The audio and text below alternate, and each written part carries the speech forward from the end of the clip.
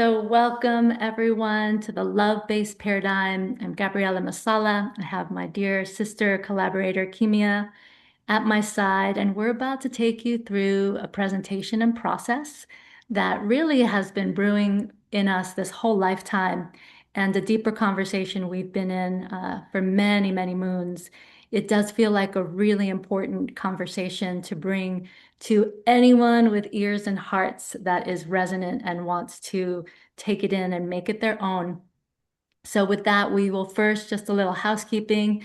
This is not capital T truth, absolute truth. This is our deeply learned experience and perspective.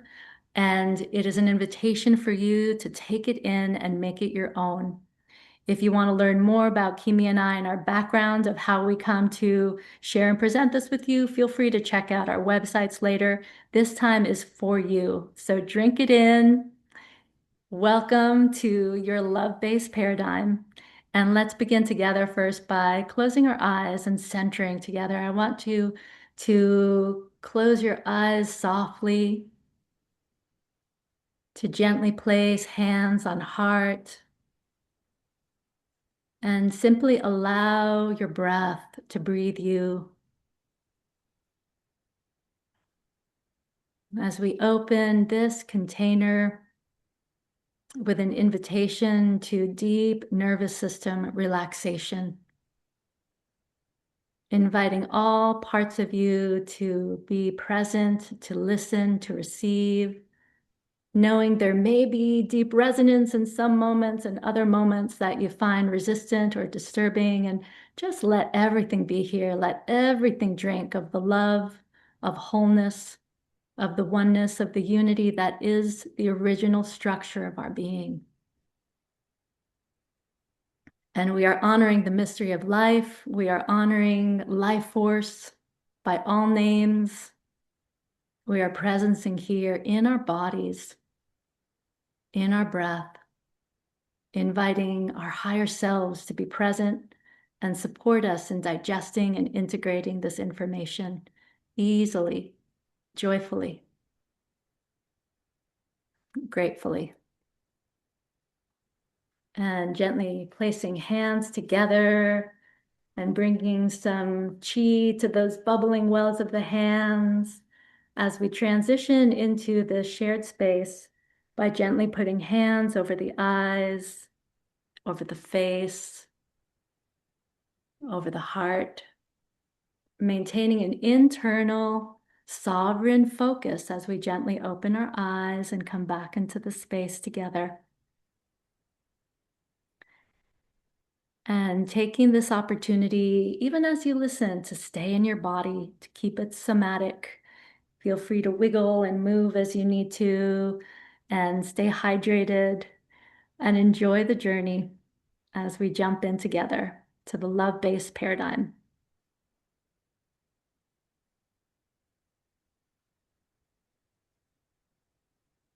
So there are only two ways to live your life. One is as though nothing is a miracle. The other is as though everything is a miracle. And right now we're moving from a time of really big initiation on the planet. So there are prophecies and other schools of thought that are showing us that if our perspective is anchored in love, anchored in unity, and anchored in consciousness, that alchemically changes our experience on this lifetime. So we're going to move into how to live in a love-based paradigm and how to shift our perspective. Beautiful. Thank you. And for those of you who don't feel clear, a paradigm is simply a worldview. And obviously, whether it's the life is a miracle or nothing is a miracle, the cup is full, the cup is empty. There's many different ways to name paradigms, and how we are viewing the world then becomes a lived experience of what we see around us. So as you look at this image, I'm going to talk a little bit about a depth psychology or a shamanic perspective of life. So the Chinese symbol for crisis is also the symbol for opportunity. And we could understand the times that we're currently in, not just as a crisis or a time of collapse, but a time of personal and collective initiation. And it's almost a rite of passage. So it's an invitation to realign both personally and collectively. Indigenous cultures and indigenous prophecies have been telling us about this time that we're coming into for years and years and years. So essentially, we're in a time of really great transition. Most of the details in these prophecies vary, but in the Mayan, the Hopi, and the Toltec prophecies, they say that we're in a time of great challenge and opportunity. There's going to be social upheaval, ecological crisis, and also spiritual disconnection. And in that time, we're also returning to oneness. We're returning to our relationship with our brothers and sisters. We're returning to the relationship with our bodies and the earth and one another. There's also going to be a rise of ancestral wisdom. It's a time of taking great responsibility for our own healing, that we're all built to heal, and we all have this internal path of taking responsibility and tuning into the role of healing. So briefly, I'll go into a couple of the paradigm shifts in these prophecies, but the Toltec wisdom says that we're awakening from the dream. So we're awakening from the dream of fear, and that has to do with a collective illusion that's shaped by conditioning and unconscious belief. And the idea is that the God is not returning in the sky, but it's actually the divine consciousness is being activated within. So we're moving from an internal shift from fear to awareness, from unconscious to sovereignty, and from illusion to truth. The Mayan teachings tell us about a cycle of consciousness. So they also say that we're moving from a 2,265-year cycle from the fifth sun to the sixth sun. And this shift invites us into a movement from ego-centered to heart-centered awareness. It's a balance between masculine and feminine energies that live within us and then also live without. So our connection to the earth and then our connection to the cosmos, and living in rhythm and harmony with the natural and cosmic cycles. And then lastly, my favorite is the Hopi prophecy, but it talks about being at a time of choice and at a crossroads. So it talks about humanity standing between two paths, humility and disconnection, and then humility and right relationship with the earth. So the Hopi prophecy also says this could be a good time, and that many of us are clutched onto the side of the river. And the whole part of this process is to let go and to surrender and then see who's in the river of life with us. So the unifying thread of all these traditions is we are in a collective initiation on this little garden planet. The transformation is external and both deeply internal. So if we go into our inner world, that's going to shift our outer perspective. It also says that the old systems, anything built on imbalance, will fall and will fail. So we're also experiencing internal and external structures collapsing if they're not founded in love and unity. And we are all being asked to embody a new way now on the planet and in our lives. Mm. Ashe. Ashe to that. So here is our sweet garden planet in this field, this structural field of unity, of wholeness. All those beautiful prophecies that Kimia just shared, and all of those indigenous perspectives, that is the original blueprint. Our original blueprint is unity. And so as we move into this conversation, um, we want to really just level the field, however you bow to that mystery within your heart. So many ways to name it. And here we might say oneness, wholeness, source, singularity, all in all possibilities, 0 point field, unified field, quantum field, the universe, the witness, the observer, the creator, mother, father, principle, vacuum energy, fertile void, intelligent love, loving intelligence, pure love, pure consciousness. And these are all one and the same. And whatever God or goddess you bow to, you in your deepest heart, the Tao, this is our playing field. It's level. It is all one. And this is part of the premise through which we want to hold you in this entire presentation.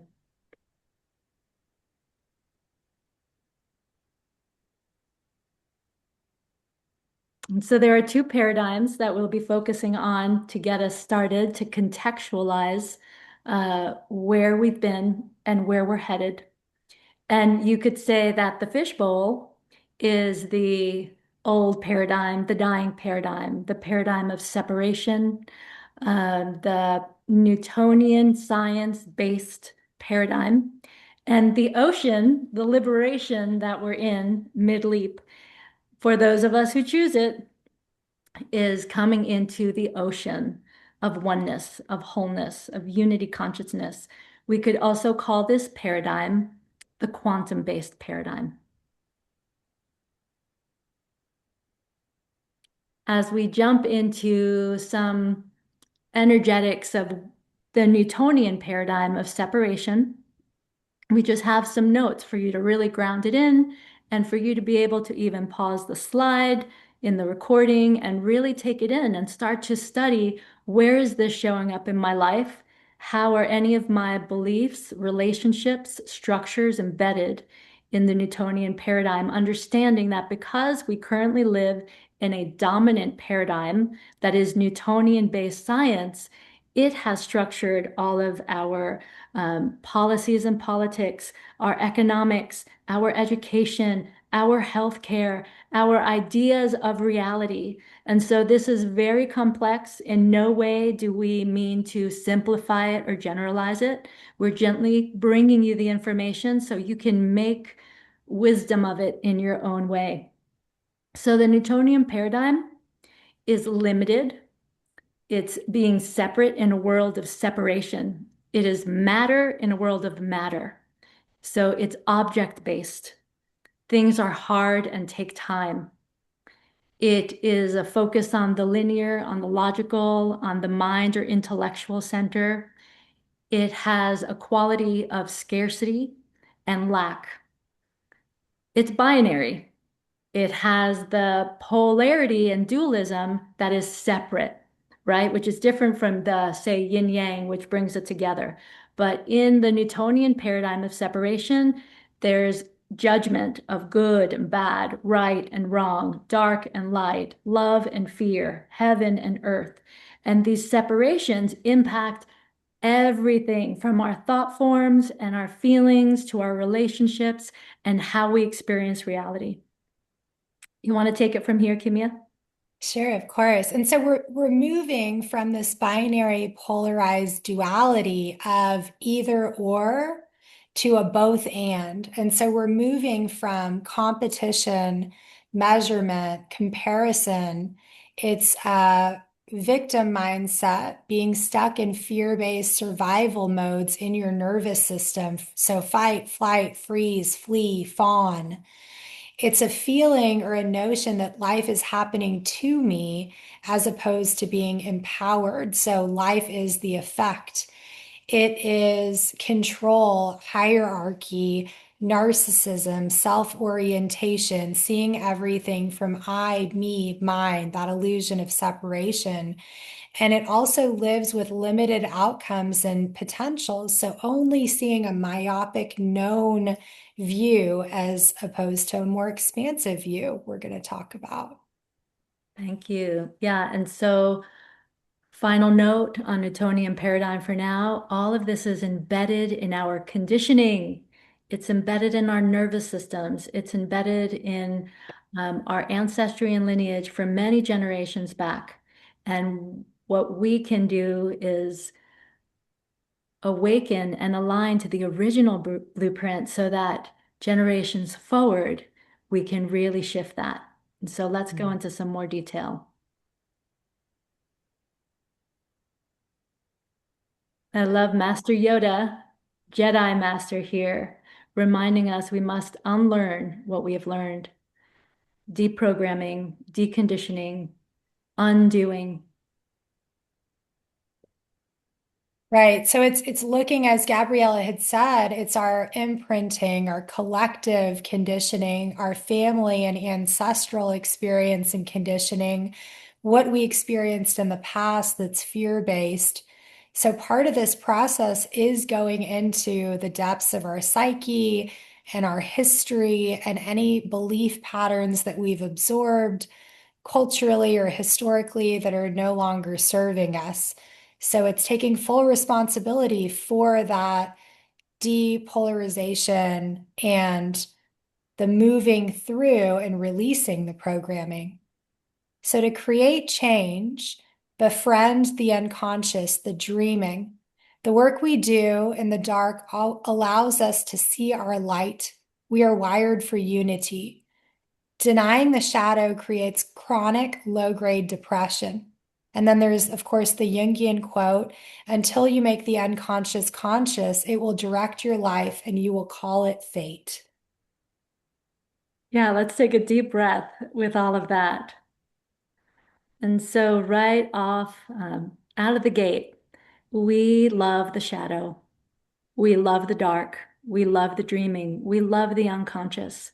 To become a friend of the unconscious. One of our Jungian mentors says that the attitude you take to the unconscious is the attitude it will take towards you.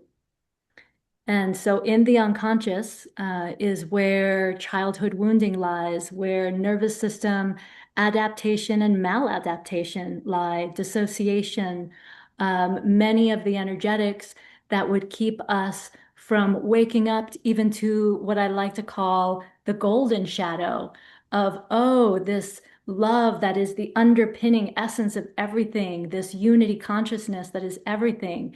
That is our birthright, that this is part of what's been in the golden shadow of humanity, that we are having an opportunity to bring the unconscious into the conscious. So yes, it can look like really needing to do our work downstairs, our survival and nervous system work, and unifying anywhere that we have held anything in separation, in judgment, in denial, in dissociation, in hatred, in fear. And it also includes embracing what's also been the golden shadow of our infinite, unlimited depth and beauty and potential. Kimia, was there anything else you wanted to add before we jump into this map of consciousness?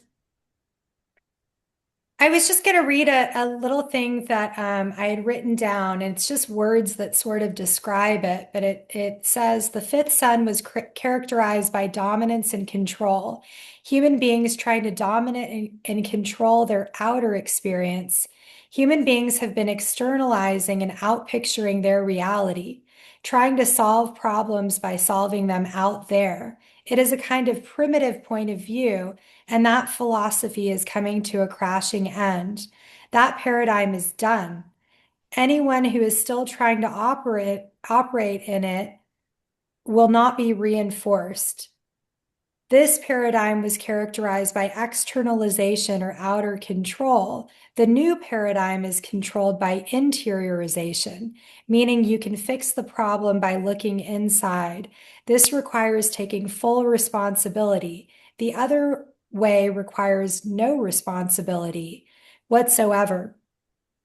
It will be characterized by a cooperative effort with Mother Earth and nature, total respect for nature. Fear must be eradicated to survive. So it's about finding where we have fear points and accepting and acknowledging those fear points, whether we've digested them through our family system or our personal history or the land that we live in. So going into the survival paradigm, by shining a light on it, it automatically will begin to dissipate. So part of this is that the awareness is the transformation. The awareness of the old pattern will propel us into a new pattern. So now Gabriela is going to talk to us about the map of consciousness that is developed by David R. Hawkins.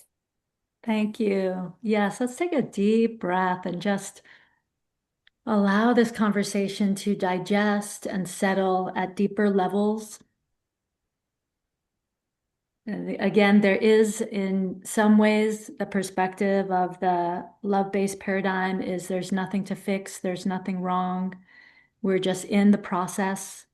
And so in this map of consciousness, I love it for many reasons, but for our purposes today, I want to focus on the distinction between what he called the spiritual paradigm and the survival paradigm. And then reason and integrity are like a bridge in the middle. And so the first thing I want to say is that while energetics of love and joy and peace and enlightenment calibrate at the highest of these 0 through 1,000 energetic log numbers, in any human life, in any day, in any moment, we could be accessing and moving through all of these emotional states. And there's no hierarchical or judgment, right? The moment that we're judging, oh, anger is bad, but joy is good, we're back in that paradigm of separation. So this is just a map of wholeness. This is a map of potential. This is really wonderful to pause in the recording and take a look at this map and really drink it in. It feels so essential to understand as well that as we are in the world in a moment where there's so much turmoil and so much cruelty and so much dysfunction, sometimes people can feel challenged by what is my activism? How can I change anything? And what we're declaring as an experiment for you to take on as we have is what if where you put your attention and how you focus your energy, how you work with your own nervous system and the consciousness that moves through you can be the greatest act of consciousness evolution possible. What Dr. David Hawkins mapped was that one person who's vibrating at the level of love, joy, and peace counterbalances 10 million people who are still stuck in the survival paradigm. So take that on and consider it as a possibility. Anything to add here, Kimia? Well, I think what this shows is the ability to vibrate at a higher level is also going to impact our family systems, the land that we're in, the next generation. So our vibration does matter. And then also, as Gabriela was saying, it's the whole gamut of emotion. So we're also not going to be in the spiritual or the love-based paradigm necessarily 100% of the time. And so we can go in and out of different states, and that's completely normalized to allow ourselves to go into completely different vibrations and not have judgment for it. Because as soon as we have judgment, then we drop back into that illusion of separation. And I think it's a wonderful chart to just feel into and also feel into when we're going in and out of different states and acknowledge and accept that. And Beautiful. that's all. Thank you. Yeah, and as we continue, we're going to give you some really practical tools for making this an embodied experience and not an intellectual, heady one. Here's this simple image I love. The cage, we could say, is the survival paradigm, Newtonian science, paradigm of separation. The bird is you and me, and the door is open. We actually have always been free. Consciousness cannot be imprisoned. And we all have a light inside of us. And so it's activating that light within and also seeing where we might have shackles that we placed on ourselves and freeing those shackles. I love this image. Mm-hmm. Yeah, so this is a beautiful artist. I'm so sorry that I'm not crediting the name here, but it will be in the recording notes.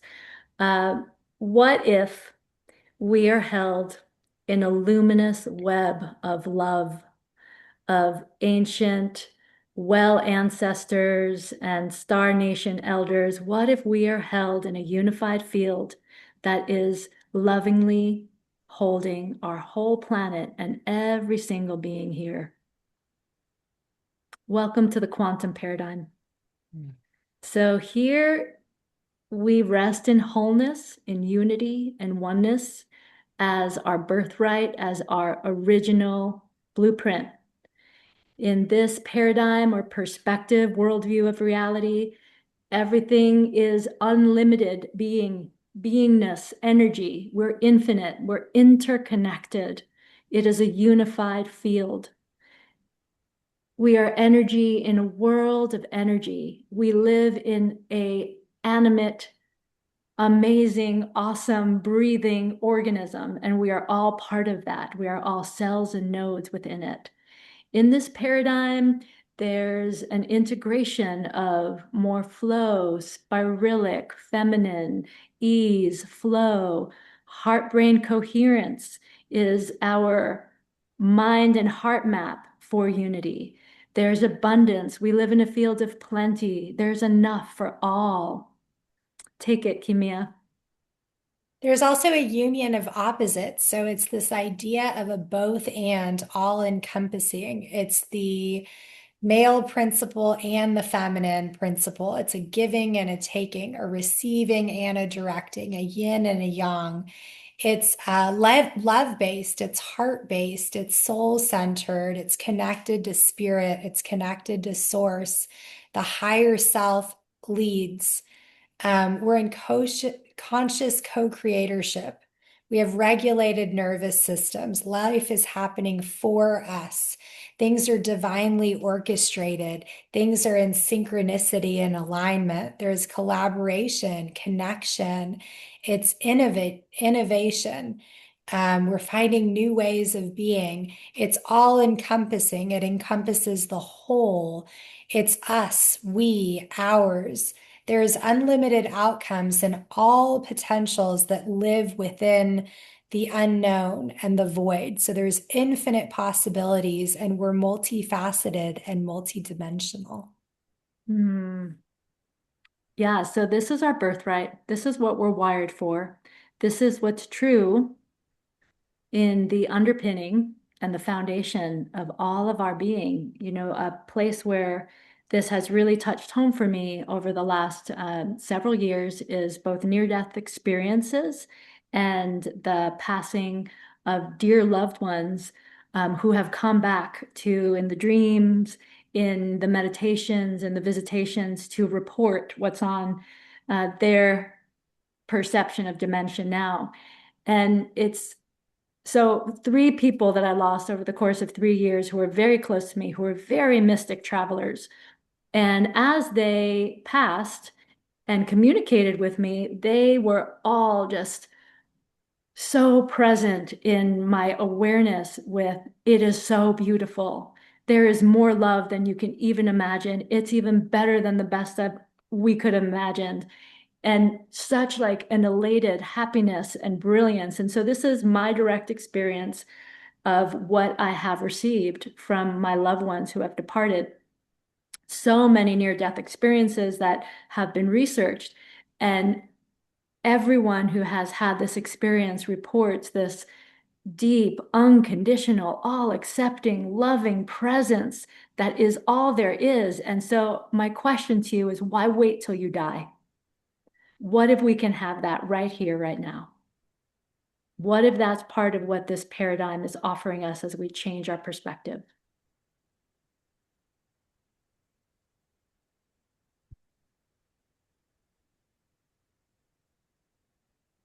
And so heart-brain coherence. This brings us into, well, that sounds great, but how do I embody it? And heart-brain coherence is the frequency of unity consciousness.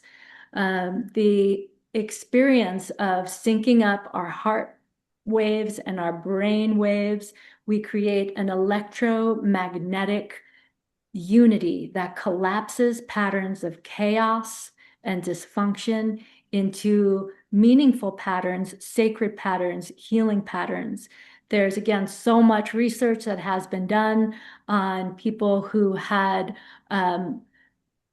stage 4 cancer, really intense disease or illness, depression, blindness, on and on and on. So many studies. And in a moment of a deep meditation where they went into that synchronization of heart-brain coherence and they were washed with divine light, with that high frequency of wholeness and unity, and they came out of that meditation healed. Their depression was gone. Their blindness was gone, their cancer was gone. So this is the energy of remission, but it's also an energy that's available to us moment by moment to really come home into our original nervous system blueprint. This is a beautiful image of our field, the field that we emit as humans. I'll turn it over to you, Kimia, to share and bust the flow. Okay. So there's the electromagnetic system and the nervous system, and then there's also the system that created the system. So if you look at the connection between the heart and the brain, we're moving from being more intellectually centered to being more centered. And so when we combine the circuitry between the heart and the brain, we're living in the quantum field. And so that's the whole purpose right now is if we can open our hearts and open our minds and ground our nervous systems and in our circuitry, we are living in the love-based paradigm. So there's different breathing patterns, there's ways to attune to heart-centered living, and we will give you some examples of that towards the end of the presentation. Beautiful, thank you. And so this is the toroidal field for those of you who aren't familiar with this image. Trees have toroidal field, the earth has a toroidal field, apples have a toroidal field. This is the circulation of energy. And so even now as we're listening, root your feet down into the earth, extend your crown into the stars, breathe, circulate energy. The Taoist scientific and medical model would tell us that all dis-ease, mental, emotional, physical, energetic, starts with stagnant energy. And so a big premise of how to live into a love-based paradigm is rooting and crowning in your alignment and circulating your energy.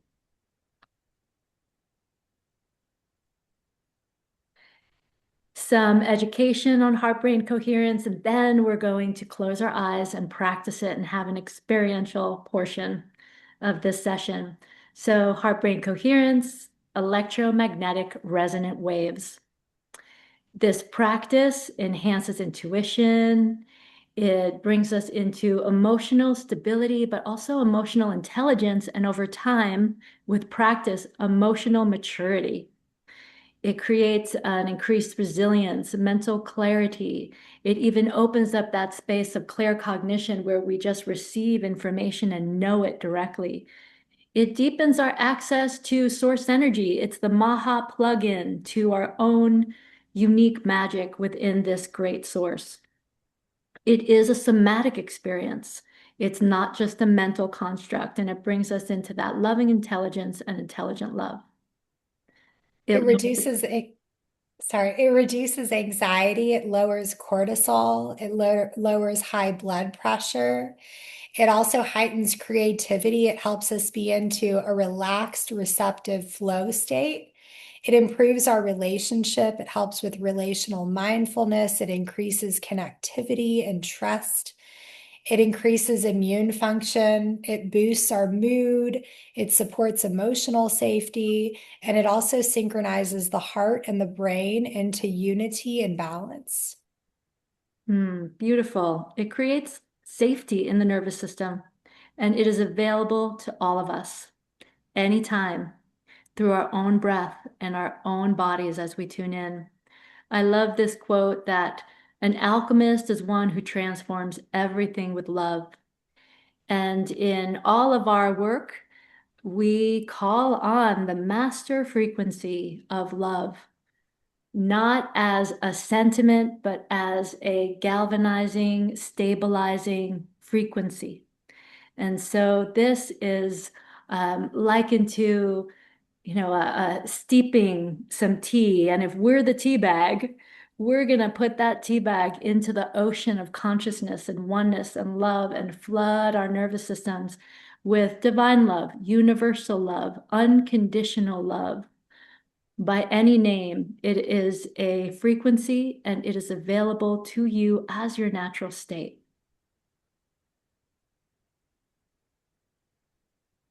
It is our natural state. So we came in being light and being love, and it's actually the natural orientation that we'll go to.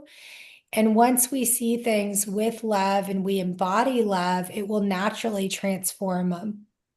And that's really the state that we're looking for on the planet right now. So every opportunity, every relationship, every perceived challenge is actually an opportunity to bring love and to transform our experience.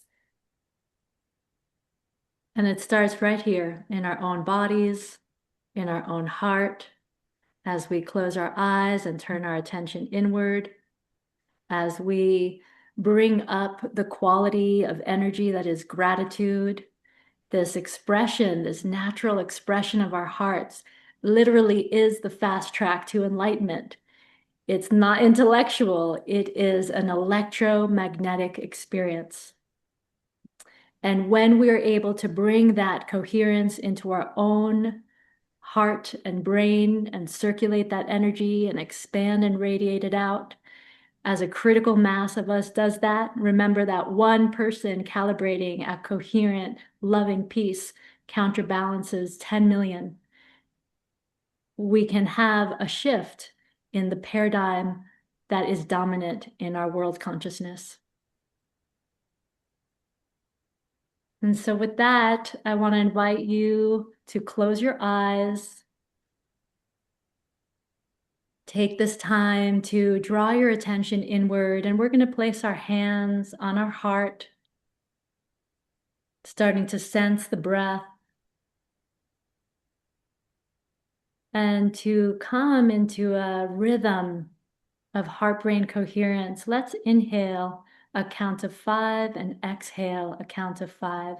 I'll talk us through a few rounds, relaxing into your body, softening behind your eyes, dropping into your pelvis, noticing the breath breathing you. And on your next inhale, we're going to inhale life force for 5, 4, 3, 2, 1. Exhaling 5, 4, 3, 2, 1. And again, drinking it in 5, 4, 3, 2, 1. Exhaling 5, 4, 3, 2, 1. And continuing to breathe here as you allow this rhythmic cycle of breath to hold you, to breathe you. And we're calling in our higher selves, that intelligent love, our inner healer, inner knower, inner seer, and asking to take greater residence inside of our bodies, inside of our nervous system, as we breathe and soften and allow, giving acceptance to any part of us that might feel resistance or judgment or fear, and inviting in that quality of universal love, that master frequency to wash over us, to be received and circulated at the level of the cells, breathing love through our entire nervous system, inviting the mind to settle, the emotions to stabilize.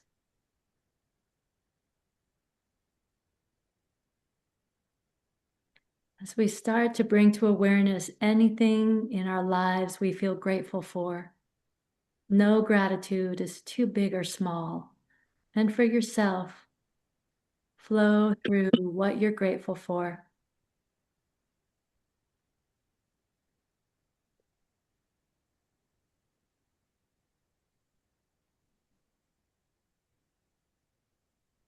Drinking in love,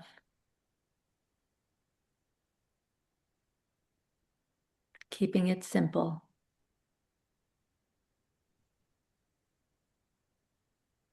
Sunshine, water, nourishment, friendships, possibilities, health, beauty, compassion. Allowing that gratitude to continue so that you're bathing in it. You want to feel it and sense it.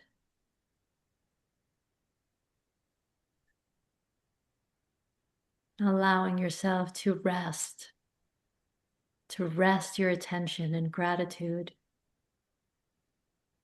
That image of the toroidal field and see your heart, your brain, alchemizing into wholeness. Hey, you need a hand? We have a rogue mic. And very gently coming back into the space, coming back into the moment, gently opening our eyes. And just notice how you feel. Take a look around your space, sense colors, textures.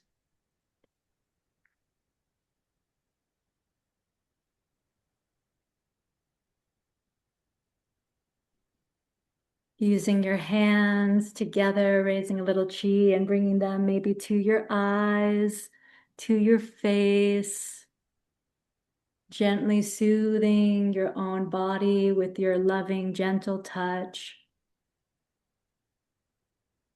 And noticing and sensing what, if anything, has shifted. Giving total acceptance to your experience as you take a moment and find your way to your journal and your pen. And I'm going to turn it over to Kimia to take us into the next experiential portion of our session. Thank you. So working with folks for the last 12 or so years, I've realized that a lot of this is just bringing into light and into awareness what it is we're currently working on. So we're just going to do a gentle inventory and clearing assessment. When we write things down, we use both the right and the left hemispheres of the brain. So now that we're aligned and we're centered and we're grounded, I'm going to invite you to bring your journal and your page of paper out and your writing utensil. And as Gabriela so beautifully brought us into heart-brain coherence, we want to come from a place of opening up to infinite potential and possibility for this lifetime, attuning to all of our guides and our support systems and our higher self, and also bringing light to the unconscious. So I'll just take you through a couple questions, and that can give you a little bit of a roadmap or a guide map of the next steps on what you're working on. And as you put this to paper, it's essentially just highlighting what's coming up for you. So we're coming from a place of non-judgment, non-duality and non-polarity, but I'll just give you a couple prompts. And something important to know is that the awareness is the transformation. So there's actually nothing to necessarily do after we bring this to the light of awareness. So you can always use this paper for ritual, you can burn it, you can save it, you can bury it, whatever feels good to you. So you'll take a couple moments and allow your mind and your body and your heart and your nervous system to go back into the state that Gabriela took us into. So you can even imagine a nice root going from the base of your spine and the perineum into the center of the earth. So you have a nice juicy root finding and seeking its way through your chair, through the base of your home, through the crust of the earth, the mantle of the earth, all the way to the center of the earth. So anchored in Pachamama, the great mother, who lives in complete non-duality and non-polarity. So anything that we bring into awareness, she just sees as energy. So you can imagine you're just releasing anything that's ready to be released, and it's being transformed and transmuted into growth and awareness and sustenance. And then moving from the base of the spine all the way down the central channel, pausing at the heart. You can imagine two little portals of the heart being opened up. So your heart's open. And then you'll travel up through the third eye, imagining that you're opening up the two little portals of the third eye. And then all the way to the crown, creating kind of an aperture or an opening there. And then creating a line of light from the crown of your head to the sun. Okay, and then now you're going to wiggle your hands and your fingers, and you're going to bring yourself into conscious awareness. And the first item on this list is, what is your primary concern, your primary reason, your primary curriculum right now? What are you working through? This could be individually, collectively, familial, retrospective. What are you being called to? Another way of thinking of this is, what is the primary challenge, concern, obstacle, or pain point in your life in this very moment?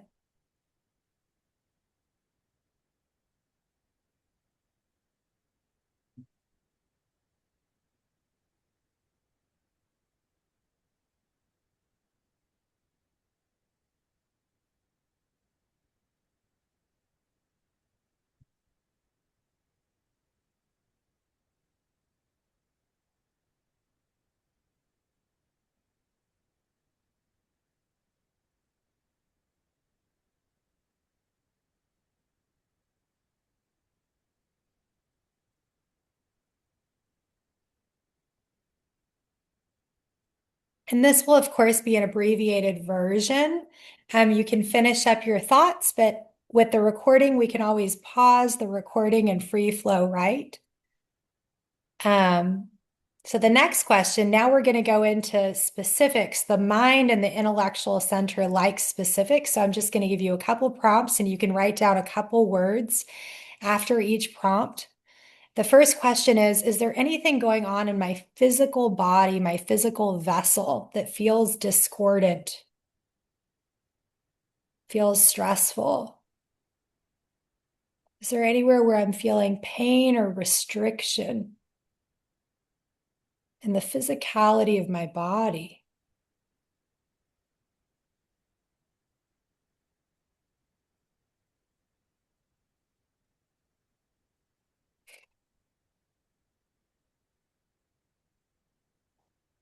Okay. And we can pause right there if we have more we want to focus on. And now the next prompt is, our physical spaces are an extension of the physicality of our vessels and our fields. So is there anything that is going on in a physical space?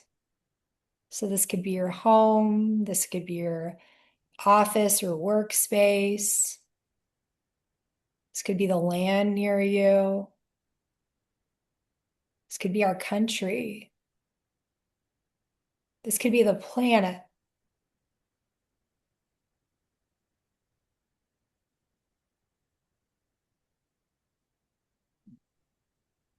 This could be the land that we're originally from.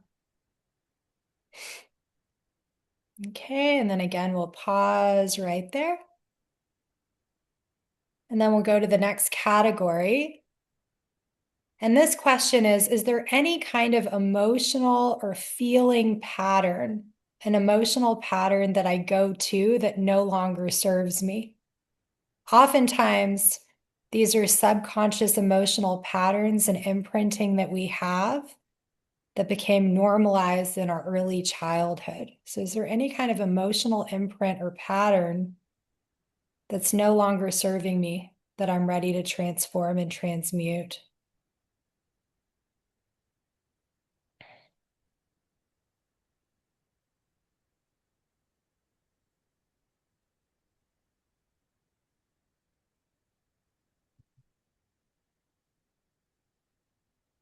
Okay. And of course, you can pause if there's more there. And the next category is a little offshoot of that. So this is there a relational or an attachment pattern that I find myself orienting to that's no longer serving me? These usually have to do with safety, security, feeling soothed, or feeling seen.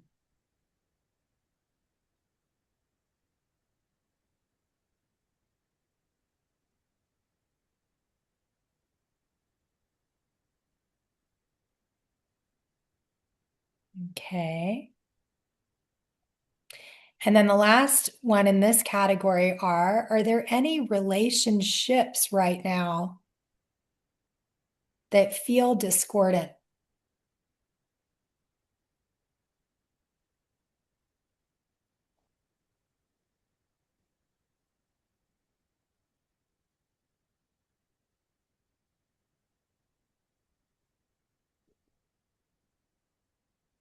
Okay.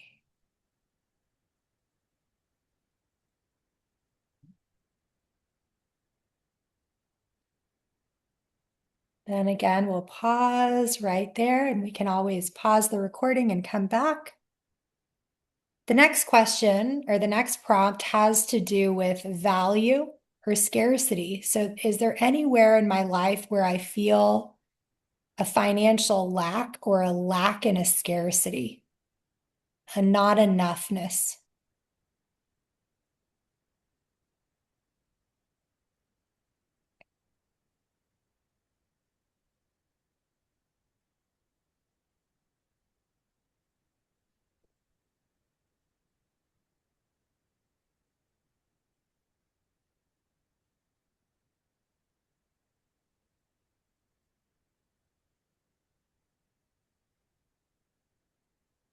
And then we'll pause right there, just a couple more. The next question is, how do I feel in my work? Are there any obstacles or challenges or anything that feels confining or constricting in how I focus my energy on a daily basis?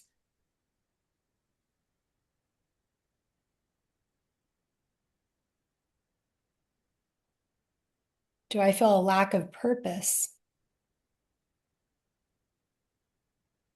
Do I feel like my potentials are being utilized to serve my own personal growth and growth on the planet?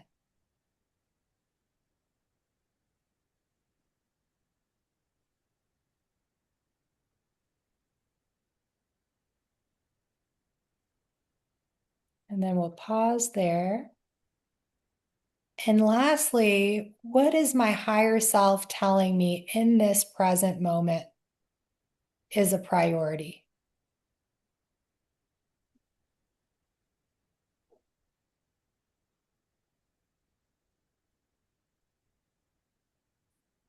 And there might be a secondary or a tertiary priority as well. So you can just give yourself a couple notes, a couple words. And then as we're closing this part of the assessment or the inventory, as I like to call it, down, we can just pause it in your psyche and your unconscious so it's something you can come back to.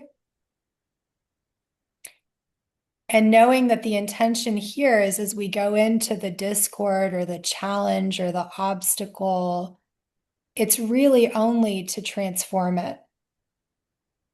So the next step of this process would also be what we're calling in. So what is it that we're magnetizing in, which is the antidote to each session or each section, rather.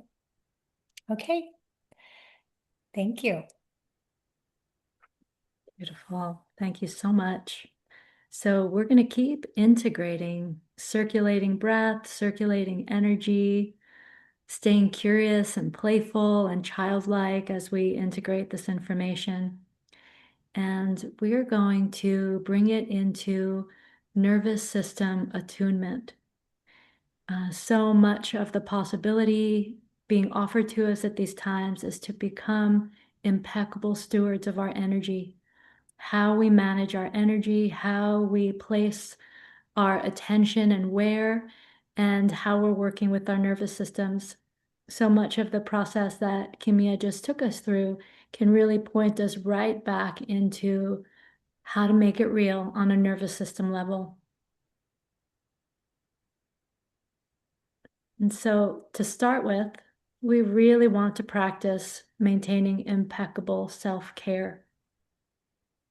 This includes our nourishment and rest. Where is my breath? How am I breathing? Remembering that the circulation of energy is everything and calling on that always available master frequency of unconditional love. We want to take our teachings from the natural world and ground. We live on this planet. And as much as there's so much talk these days of ascension, I feel that it's really more of a opening to ascend consciousness and then descending into the body, onto the earth plane, these higher frequencies. There's hundreds of neuro tools that can be used to soothe and regulate the nervous system. Some might include tapping or havening, self-massage, vagal resets, breath work, of course, the movement of our bodies. Consciously stewarding our frequency. So being really aware and mindful of how do I feel in certain environments? How do I feel in certain relationships and interactions? Choosing our media wisely and having good tech boundaries. So not necessarily being apathetic, but being mindful as to what we consume and what we digest and what we take in and how often we're consuming or digesting. Having heart-brain coherence as a way of life. So having abiding love, coming back to that heart-brain coherence, having consistency in how we attune our nervous systems, and then illuminating and integrating the shadow, our unconscious material, and ancestral work that we're doing. So, really knowing that when we have grounded, anchored nervous systems, everything is moving through us and we're grounding. So, being aware of how we're breathing, what we're eating, what we're drinking, how we're moving our bodies, how we're resting, what kind of thoughts we're having.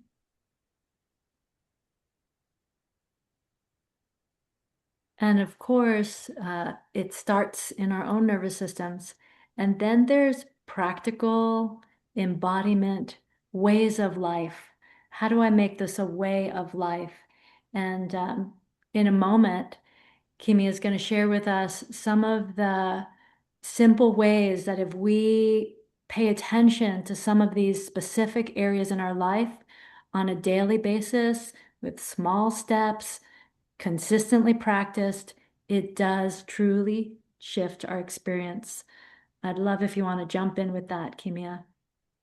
Sure. Some of it is practical embodiment. So, cultivating awareness of our energy, tracking our thought patterns and our thinking, knowing that we're not our thoughts, knowing that certain feeling patterns are embedded within us. And when we have that awareness, we're able to transform it. Practicing gratitude, kindness, present moment focus. So that releases the happy quartet of chemicals. You know, when we have gratitude, we're releasing serotonin, oxytocin, practicing forgiveness. So the easiest way to release karma is forgiving ourselves, forgiving others, practicing unity consciousness, softening into life, experiencing communion, co-regulation, spending time in nature, attuning to the elementals, animals, our loved ones, plants as our primary teachers and mentors. I think something I'd love to add here before we continue is that this will require feeling emotion. Yes. Okay, so that none of this is to be taken at an intellectual, mental level. This is a felt bodily experience. So if I'm washing in forgiveness, I might also have big tears. I might need to move through waves of grief. If I'm tracking my thinking and feeling and unraveling a pattern that has been based in survival or in that Newtonian paradigm, I will need to feel and vibrate my way through it into a new pattern. So that lots of what we're doing here is repatterning. And this really brings me into one of my favorite practical embodiments. I know it's one of yours too, Kimia. Morning rituals, how you start your days consecutively on the daily practice level and set the tone for the energy that you're inviting in can be a life changer. This includes getting exposure to first light, hydration, presence in your intention, attention, and surrender. And what I want to say about this is that finding your own way first thing in the morning, whether you do it at an altar or outside with your feet on the earth or in 30 seconds in the shower or in a whole hour, whatever and however it looks like uniquely for you, to bow to something bigger than the little me, to bow to the wah and the wholeness and the magic and the mystery of life inside as well as all around us. That is one of the most beautiful and simple practices to set the tone for the day. Anything you want to add and take us through, Kimia?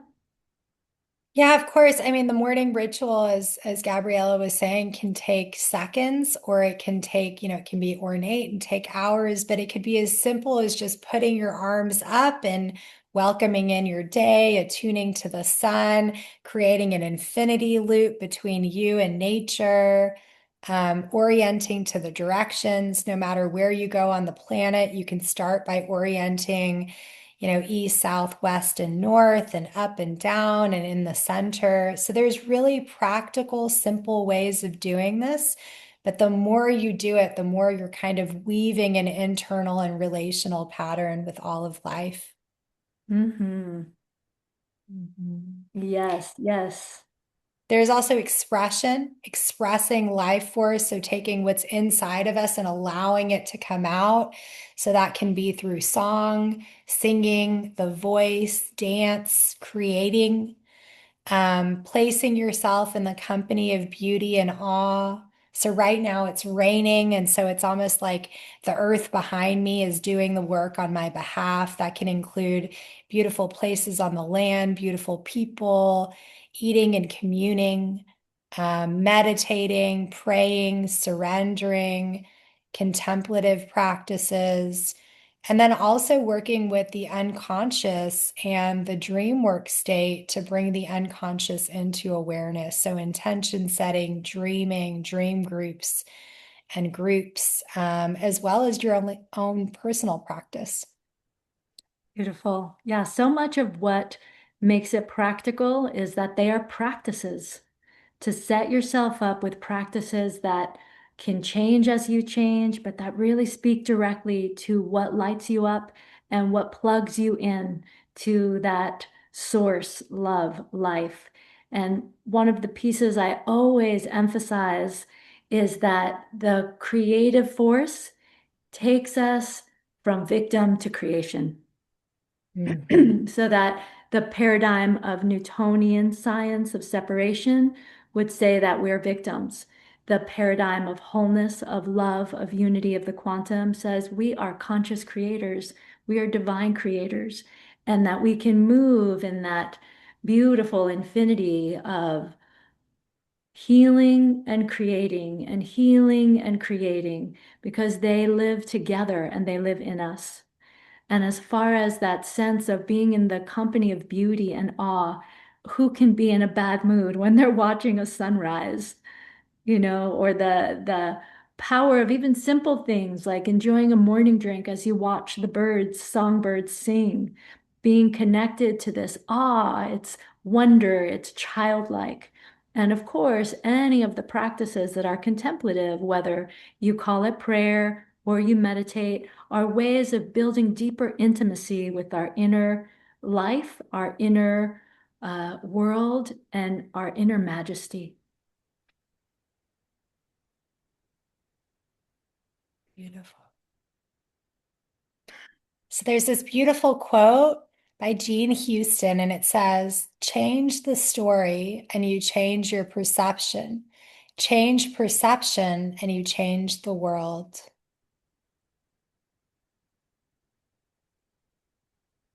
So as we come towards closing,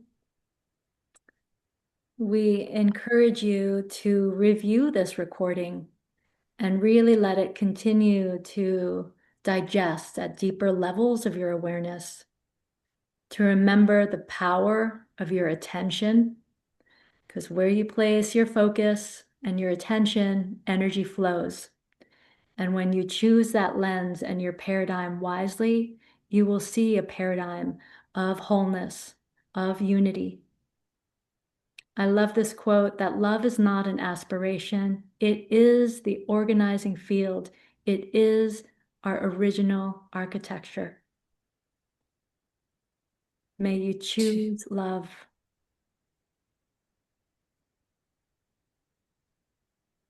And this last quote by Rebecca Campbell says, this lifetime is a fleeting moment in the tapestry of your soul's experience. Your soul's experience is a flash in the timeline of the known universe, and the known universe is a grain of sand in the unknown universe. Find greater perspective. Find compassion and peace in your heart. Thank you so much. Thank you. So this is where it starts. It's an inside job.